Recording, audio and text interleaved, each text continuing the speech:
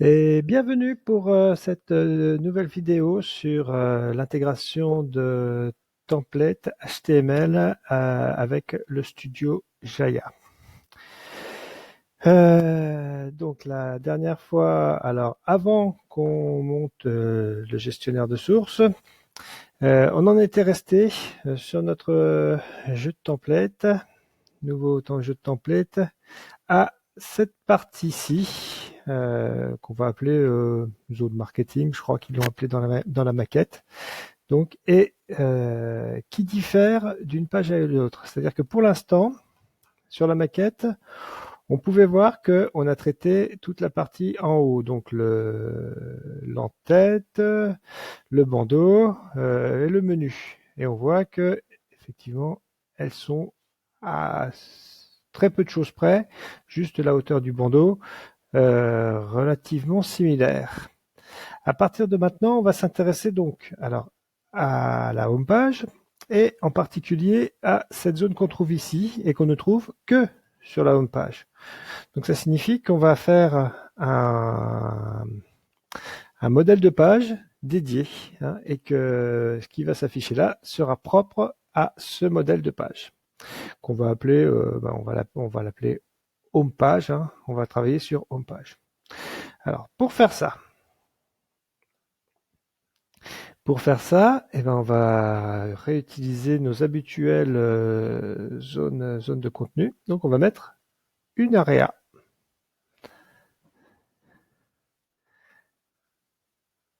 Il va s'appeler area. Voilà. Alors on va lui donner un nom.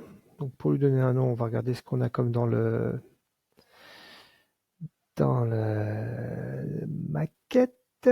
Alors, elle s'appelle main. Ça me paraît bien ça, main. Hein, on avait header, banner, main. Et ben ça va s'appeler main area. Voilà. Main area. Je crois que par convention, on avait mis. Et on va tout de suite gérer le sujet skin. Donc là, c'est emballé dans une div qui a un ID page. Layout. On l'emballe tout de suite dans un skin qui sera custom div skin avec ID page.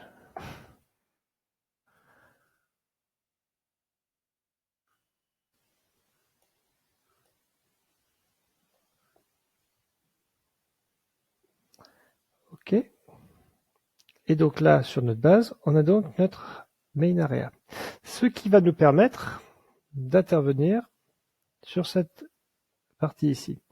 Alors d'ores et déjà, si je vais en edit, je vais m'apercevoir que sur n'importe quel template qui hérite, j'ai ma zone main area qui est venue et que je peux contribuer. On va aller un petit peu plus loin, puisque dans la home page, on va lui mettre la structure qui nous intéresse, c'est-à-dire cette partie extra qui commence là. Alors, et qui est composée d'une div dont l'ID est marketing, la classe est container, et dans laquelle on va retrouver une autre div qui est une row et 4 structures grosso modo équivalentes. Donc allons-y. Alors, déjà sur mon template home, j'active et je vais tout de suite lui mettre ici un layout. Voilà. Alors, l'ID, c'est marketing. Allez, je récupère tout ça.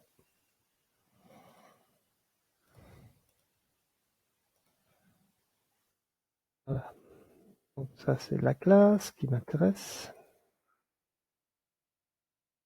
Et là, je lui mets l'ID. Voilà, c'est bon comme ça. on va la garder comme ça. Et donc ici, alors on va lui mettre une liste de contenu. Une content list.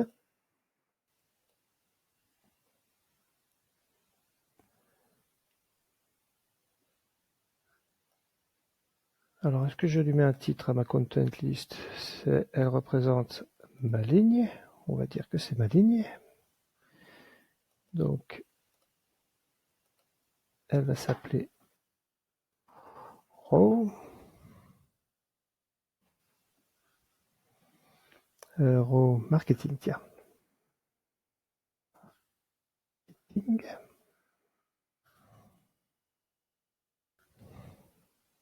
Voilà.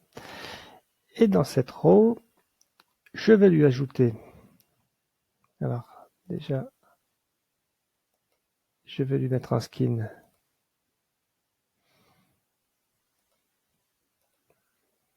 pour qu'elle ait la classe row.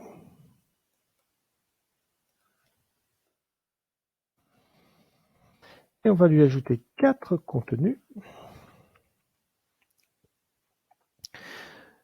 qui sont simplement des areas.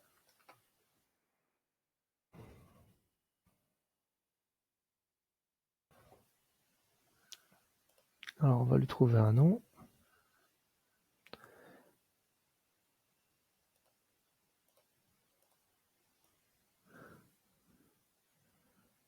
Donc on va l'appeler, alors déjà on va lui mettre la classe U3. Et on va l'appeler 1. Pour l'instant, on ne va pas la limiter en type de contenu. Par contre, on va lui mettre une classe. Ah non, c'est pas lui, c'est une classe 3U. Voilà. Et on va donc en ajouter 4, puisque dans le template, il y en a 4. Et normalement, alors je vais faire copie, paste.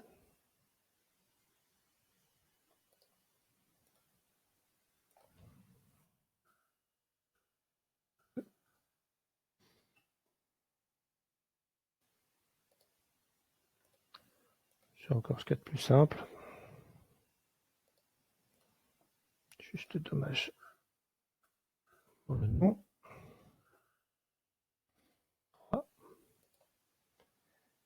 Et le dernier.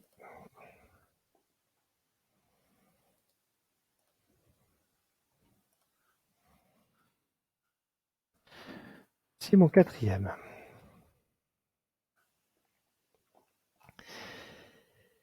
Et alors je regarde si j'ai oublié quelque chose.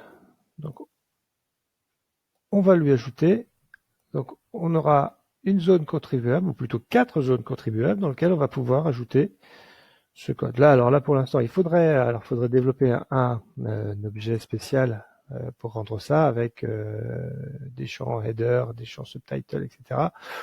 Pour l'instant, on va se contenter de mettre un rich text et on traitera ça plus tard. Ça relève plutôt du développement de modules. Donc si je vais sur mon edit et que je regarde ce que ça donne, à quoi ressemble ma zone contribuable sur un modèle de type homepage. Voilà, et j'ai mes 4 zones qui viennent s'afficher. Donc là, comme dit, on va y mettre un contenu rich text. Voilà, je vais mettre 4 fois le même. Alors, je l'enregistre. Ah, oui. Alors, juste un petit détail, si je regarde ma maquette, là, il y a une image, donc je vais lui mettre l'image. On va l'éditer, éditer ça. Voilà, je crois qu'elle se met là, l'image. Alors, je vais la mettre.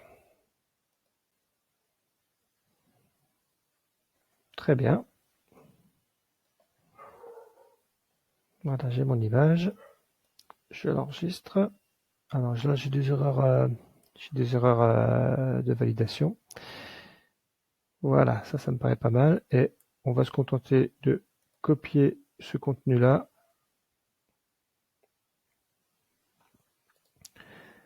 Ça ira plus vite pour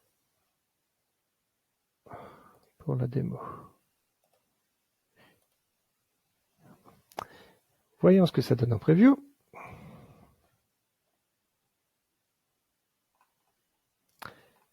Et ben voilà. Notre contenu a l'air de sortir pas mal. Alors on voit qu'il sort 2 fois, c'est comme d'habitude. Il faut le retirer de cette partie-là. Alors tiens, comme on est sur un environnement local, je peux vous montrer qu'il est tout à fait possible de mettre à jour, puisque depuis la dernière fois on est passé sur un environnement local, il est tout à fait possible de le mettre à jour directement depuis le système de fichiers. Donc ça se passe ici, c'est la même arborescence que sur le studio. Voilà. Je peux éditer ça avec un Notepad++ tout bête et trouver alors ma partie extra, hop, tout ça. Voilà.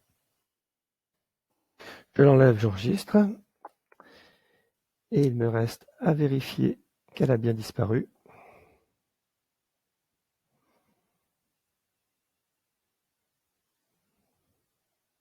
Elle n'est plus là. C'est parfait. Elle n'est plus là en preview non plus. Voilà. Alors, la prochaine fois, on regardera comment faire la même chose avec le concept de colonne de Jaya. Parce qu'il y a d'autres façons de l'intégrer. On aurait pu simplement mettre une liste toute bête et laisser aux utilisateurs le choix de mettre sur 2, 3 ou 4 colonnes. C'est à voire même jusqu'à 5 ou 6, je crois. Voilà, merci beaucoup et à bientôt.